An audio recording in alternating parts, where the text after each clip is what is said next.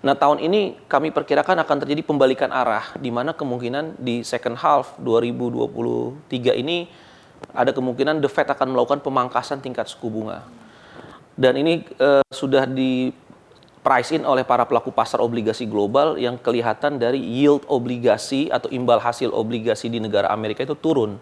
Sudah turun sekitar 150 basis. Ini kita ada lagi pertanyaan dari sahabat kompas.com dari akun Biola Publik. Menurut Anda, kenapa negara ASEAN tidak mempunyai mata uang ASEAN layaknya Eropa memiliki mata uang euro? Possible gak sih sebenarnya kalau ASEAN itu punya, atau malah lebih bagus ya udah kayak gini aja gitu?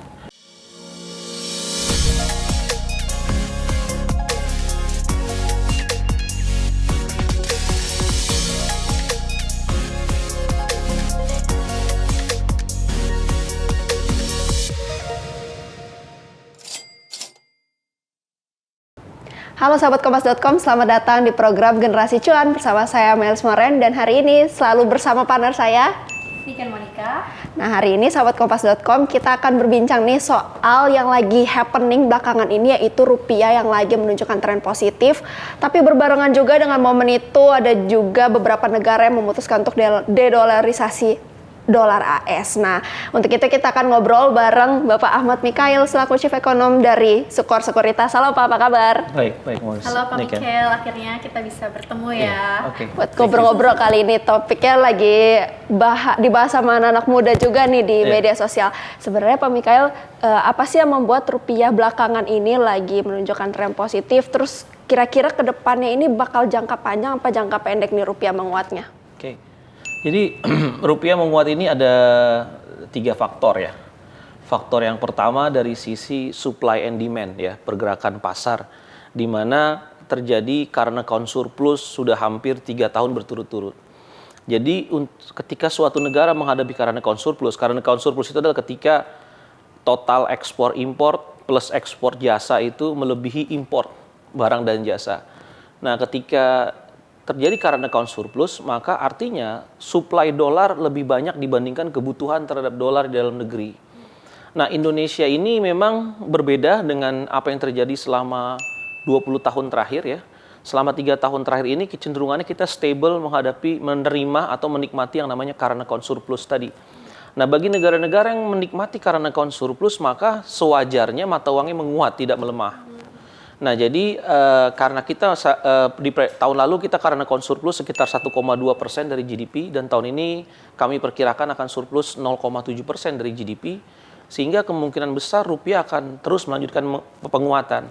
Nah, yang kedua adalah faktor dari sisi ekspektasi pelaku pasar global bahwa akan terjadi turnaround story terhadap kebijakan moneternya The Fed. Karena kalau kita lihat tahun lalu kan terjadi tightening yang sangat cepat ya, terjadi kenaikan suku bunga cukup cepat di Amerika. Nah, tahun ini kami perkirakan akan terjadi pembalikan arah, di mana kemungkinan di second half 2023 ini ada kemungkinan The Fed akan melakukan pemangkasan tingkat suku bunga. Dan ini sudah di price in oleh para pelaku pasar obligasi global yang kelihatan dari yield obligasi atau imbal hasil obligasi di negara Amerika itu turun. Sudah turun sekitar 150 basis. Sehingga membuat imbal hasil financial asset, terutama obligasi negara Indonesia, itu menjadi menarik.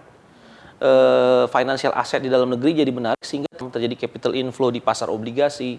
Nah, capital inflow itu yang membuat rupiah juga cenderung menguat. Jadi rupiah selain current account surplus, rupiah juga cenderung menguat. Nah, yang kedua adalah kebijakan fiskal dan moneter yang prudent dari Kementerian Keuangan maupun Bank Indonesia.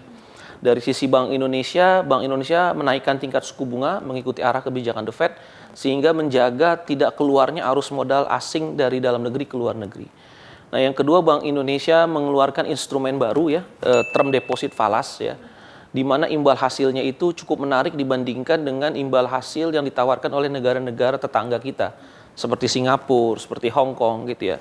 Di mana term deposit falas 12 bulan itu bisa sekitar 5% dalam dolar. Sehingga eksportir yang tadinya ekspor Indonesia yang tadinya menaruh uang di Singapura atau Hong Kong mulai cenderung sekarang melihat instrumen BI ini menarik, sehingga mereka mulai lebih banyak mempertahankan devisa hasil ekspor mereka ke dalam negeri.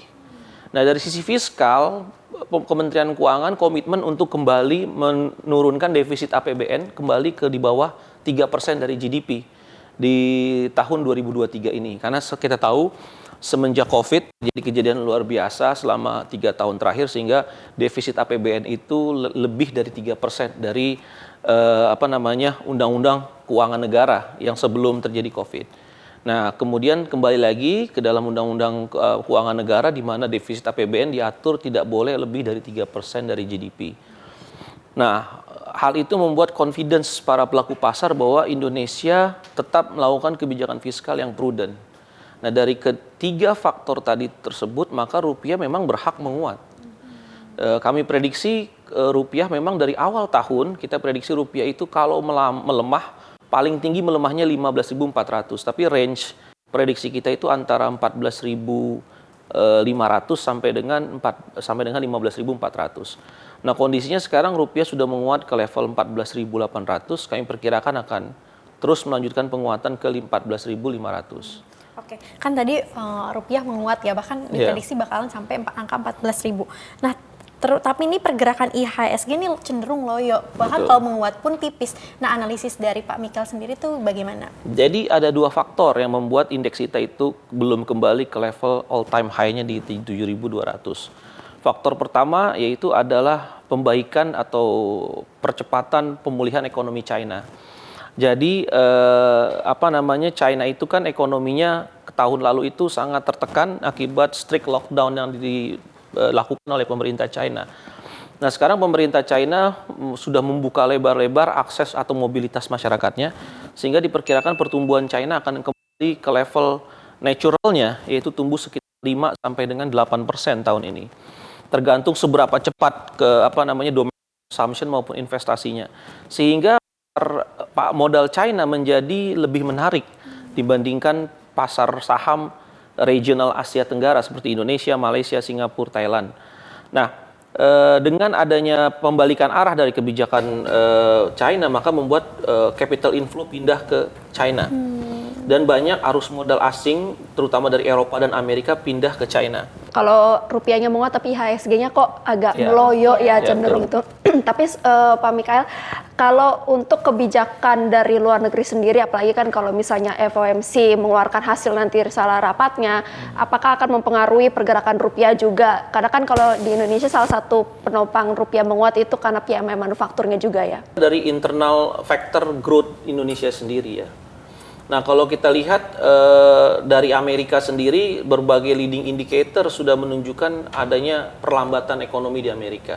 Purchasing Manager Index di Amerika sudah konsisten di bawah 50, artinya terjadi kontraksi terhadap sektor industri di Amerika. Dan itu biasanya akan tertranslasi nanti ke penciptaan lapangan pekerjaan yang lebih lambat. Sehingga otomatis kenaikan unemployment rate akan terjadi di Amerika. Faktor yang kedua, kalau kita lihat turbulence atau permasalahan di perbankan di Amerika. Dan saya rasa permasalahan perbankan di Amerika ini belum akan selesai. Karena banyak bank-bank di Amerika yang membeli obligasi negara Amerika, obligasi pemerintah Amerika yang mengalami loss di secondary market karena cepatnya pembalikan arah tingkat suku bunga. Diprediksi sekitar 15% dari GDP Amerika loss dari pembelian surat utang pemerintah di Amerika. Nah, itu akan membuat saya lihat sistem perbankan di Amerika masih akan mengalami masalah. Nah, kalau ini kembali mengalami masalah, ada bank atau financial institution di Amerika yang gagal seperti SVB terakhir, maka kemungkinan Amerika bisa jatuh ke dalam resesi. Nah, kalau jatuh ke dalam resesi, saya rasa ini akan mempercepat The Fed untuk memangkas tingkat suku bunga. Nah, bagi Indonesia sendiri, karena pertumbuhan ekonomi kita relatif lebih bagus dibandingkan Amerika, dan relatif hampir sama dengan China, maka kemungkinan besar arus modal masuk akan pindah ke negara-negara yang pertumbuhan ekonominya masih positif. Nah, Indonesia salah satunya. Jadi di Asia, ada 3 negara yang saya rasa pertumbuhan ekonominya itu cukup signifikan atau cukup baik ya di tengah perlambatan ekonomi global. Ada India, ada China, dan ada Indonesia. Dan mungkin Indonesia ada di peringkat ketiga. Nah, sehingga ketika pertumbuhan ekonomi Indonesia stabil, kemudian rupiahnya menguat, maka itu menjadi pilihan bagi investor. Cuman memang belum terlihat sekarang karena simply investor biasanya dia akan membeli instrumen yang lebih aman dulu sebelum saham, yaitu dia beli instrumen obligasi. Nah, kita lihat arus modal masuk asing ke pasar obligasi kita sudah cukup tinggi. setelah pasar obligasi kita naik cukup signifikan, maka kemungkinan asing akan pindah ke pasar saham yang lebih beresiko. Nah, saya rasa makanya kemungkinan di second half atau di second quarter 2023 ini stock market kita kemungkinan bisa akan naik ke level 7.000. Seperti itu dari levelnya yang sekarang. Jadi dari secara relatif sih pertumbuhan ekonomi kita jauh lebih bagus dibandingkan Amerika dan Eropa. Berarti nggak terlalu berpengaruh lah ya kalau Betul. dari sisi kitanya. Oke, nah sekarang mau nanya-nanya lagi soal saham nih. Tadi kan sempat bahas sedikit ya, Pak Michael. Nah sebenarnya kalau ada nggak sih saham-saham yang terdampak positif atau negatif dengan menguatnya tren rupiah seperti sekarang ini? Terus kalau misalkan ada, boleh di-spill gak nih rekomendasi saham yang sepertinya akan cuan gitu di bulan ini atau bulan Sahabat Kompas.com. Oke. Jadi pertama adalah saham-saham blue chip ya. Saham-saham blue chip ketika terjadi pemangkasan tingkat suku bunga, ekspektasi pasar bahwa tingkat suku bunga akan dipotong, tentu akan masuk pertama ke saham-saham yang blue chip ya. Sektor perbankan, telekomunikasi, terus juga sektor otomotif. 3 sektor ini biasanya adalah, dan keempat sektor properti ya. Keempat sektor ini adalah sektor yang paling sensitif terhadap tingkat suku bunga, terutama sektor perbankan. Nah, sektor perbankan kita kan dia kontribusinya cukup besar terhadap indeks harga saham gabungan kita. Jadi mungkin 4 bank besar itu perlu kita perhatikan ya. Ada BRI, BNI, BCA, Mandiri, itu adalah sektor atau saham-saham yang kemungkinan akan terdampak positif dari kemungkinan pemangkasan tingkat suku bunga di second half. Kemungkinan ada sektor telekomunikasi, ada sektor otomotif ya, yang saya rasa juga akan sangat positif pergerakan harga sahamnya dipengaruhi oleh tingkat suku bunga. Nah, kalau kita lihat memang EPS atau laba rata-rata per saham indeks harga saham gabungan kita itu memang sangat sensitif terhadap pergerakan tingkat suku bunga dan penguatan nilai tukar rupiah. Jadi kalau nilai tukar rupiah menguat, maka otomatis average laba perusahaan-perusahaan yang ada di indeks harga saham gabungan kita itu akan naik. Naik ya, betul. Karena komponen import yang menjadi bahan baku maupun menjadi bahan baku untuk investasi itu memang kebanyakan masih import. Sehingga ketika rupiah mengalami penguatan, maka otomatis secara cost akan turun. Sehingga ini akan membuat laba perusahaan rata-rata di indeks harga saham gabungan kita akan membaik. Oke, di highlight ya. Tadi perbankan, otomotif, sama properti. Iya. Itu dia beberapa sektor yang bisa dilihat-lihat nih sama sahabat Kompas.com. Oke, Pak Michael, kita mau jawab pertanyaan dari sahabat Kompas.com yang udah masuk di kita. Kita bacain yang pertama dari account YouTube Kabul Kajate. Dolar dan emas dunia cenderung turun, melemah. Tapi kenapa dolar betah di angka 15.000 sekian dan emas tetap tinggi harganya? Ya, kalau tadi kan saya sudah cerita ya bahwa dolar sebenarnya melemah sekarang terhadap rupiah kan. Dari awal tahun sekitar 15.400, sekarang rupiah sudah di level 14.600, 14.500 lah. Artinya sudah terjadi pelemahan. Saya rasa Indonesia akan diuntungkan dengan adanya pelemahan nilai tukar dolar akibat dedolarisasi. Nah, emas itu memang merupakan topik dari kami untuk tahun ini. Kami prediksi sudah dari bulan September bahwa harga emas itu akan naik ke level 2.100 sampai 2.300 per troy ounce. September tahun lalu ya? September tahun lalu, waktu harga emas masih di level 1.600, 1.700. Karena kami sudah sangat yakin bahwa di tahun ini akan terjadi pemangkasan tingkat suku bunga dan semakin banyak negara yang membuang dolar. Ada China, ada Rusia, ada India, ada South Africa, dan juga negara-negara Asia Tengah yang ikut ke dalam suatu organisasi Shanghai Cooperative Organizations ya, SCO ya. Nah, jadi dengan proses dedolarisasi di mana orang mulai membuang dolar, mencari alternatif currency untuk alat transaksi, maka yang paling diuntungkan dari kondisi sekarang adalah harga emas. Emiten-emiten atau perusahaan-perusahaan yang terkait dengan harga emas itu tentu akan diuntungkan kinerja sahamnya ya, dengan adanya kondisi yang sekarang terjadi. Jadi sebenarnya rupiah nggak melemah, rupiah sekarang menguat dari 15.400 ke 14.600. Dan kita nggak tahu seberapa dalam penguatan ini, seberapa kuat penguatan ini. Tapi kalau ekspor kita terus surplus, kebijakan moneter dan fiskal prudent, capital inflow masuk, saya rasa rupiah bisa ke level 14 ribuan. Nah, itu akan membuat tadi komoditas harga emas kemungkinan dalam dolar itu juga akan mengalami kenaikan. Oke, itu dia yang perlu di-highlight juga untuk dari Iya. pertanyaan dari akun Kabul KJT. Ini kita ada lagi pertanyaan dari sahabat Kompas.com dari akun Biola Publik. Menurut Anda, kenapa negara ASEAN tidak mempunyai mata uang ASEAN, layaknya Eropa memiliki mata uang euro? Ya, karena karena disparitas ekonomi yang terlalu besar antar negara ASEAN. Dan yang kedua adalah kepentingan politik yang berbeda-beda antar negara ASEAN. Kalau di Eropa kita tahu disparitas ekonominya tidak terlalu jauh. Misalkan standar hidup atau GDP per kapita Spanyol, Italia, Prancis, Inggris misalkan atau Jerman itu per kapitanya tidak terlalu berbeda jauh, di range antara katakanlah $30.000 per tahun sampai dengan $54.000 per tahun. Dan mereka punya kepentingan politik yang sama. Pasca Perang Dunia Kedua itu negara-negara Eropa relatif bersatu. Ya, mereka tidak mau mengulangi kesalahan yang terjadi di Eropa di tahun 1900 sampai 1945 di mana terjadi perang dunia besar di benua tersebut, sehingga mereka relatifly secara politik cenderung sama gitu ya kepentingannya, dan juga mereka punya kecenderungan dekat dengan Amerika seperti itu ya dibandingkan dengan Uni Soviet waktu saat Perang Dingin, sehingga terciptalah blok ekonomi dan blok politik di Eropa, dan itu yang memunculkan akhirnya menciptakan one single currency di Eropa. Nah, tapi kalau di Asia Tenggara ini beda-beda. Ada negara-negara yang katakanlah di ASEAN ada negara-negara yang cenderung kebijakan politiknya lebih dekat ke China. Ada negara-negara Asia Tenggara yang kebijakan politik luar negerinya lebih dekat ke Amerika. Sehingga tidak ada kesamaan secara kecenderungan politik luar negeri. Nah, yang kedua disparitas ekonomi yang paling penting. Disparitas ekonomi, ada negara-negara yang per kapitanya sudah sangat tinggi, bahkan digolongkan sebagai negara maju, Singapura katakan. Tapi ada negara-negara yang masih sangat terbelakang seperti Laos, seperti Kamboja. Ada negara-negara yang relatifly masuk ke dalam mid to high income seperti Indonesia, Malaysia, Thailand, Filipina gitu ya. Nah, jadi disparitas ekonomi yang terlalu besar ini yang membuat sulit untuk menciptakan one single currency.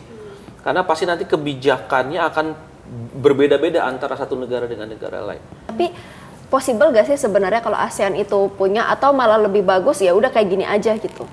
ASEAN sebenarnya kita mungkin bisa pertama-tama kita bisa menciptakan dua mata uang ya. Tidak satu single currency tapi dua mata uang. Kalau misalkan antar negara ASEAN mau interaksi ekspor impor, misalkan dia bisa menciptakan satu mata uang ASEAN sendiri, tapi tetap di dalam negeri tiap-tiap negara ASEAN punya mata uang masing-masing. Seperti ya. Tapi kalau misalkan mereka di ASEAN ini misalkan terjadi kelangkaan dolar, maka mereka bisa menggunakan currency ASEAN ini sebagai transaksi ekspor impor alternatif kalau tidak ada atau supply dolar misalkan sangat tight, sehingga menciptakan instabilitas bagi perekonomian ASEAN. Jadi mungkin diciptakan satu mata uang bersama, tapi tetap ada mata uang yang sendiri-sendiri ya. Oke, itu dia ya kalau analisis dari Pak Mikael sendiri. Kita akan bahas lagi deh soal dedolarisasi kali ini fokusnya ya. Tapi di video Generasi Cuan Part 2 masih bersama Pak Ahmad Mikael selaku Chief Ekonom dari Sukor Sekuritas. Perhatikan di YouTube channel Kompas.com. Jadi kemungkinan dunia ini akan multipolar ya. Kalau dulu kan sebelum perang Ukraina ini, dunia ini single polar. Semua terpusat pada kebijakan internasional Amerika. Nah, sekarang dunia terbagi multipolar. Ada nanti negara-negara ada yang cenderung kebijakan politik luar negerinya akan lebih dekat ke China, Rusia, India, South Africa, Bridge. Ada negara-negara yang tetap kebijakan luar negerinya dekat ke Eropa dan Amerika. Kalau Indonesia sendiri, dia masuk ke condong ke arah mana nih Pak Miki? Nah, jadi kalau kita lihat sangat besar peluangnya 5 tahun ke depan porsi yuan sebagai alat transaksi antar negara bridge atau bahkan yang lebih besar dunia, porsinya akan terus naik sangat besar peluangnya. Makanya tadi Indonesia harus memanfaatkan peluang yuan sebagai global reserve currency.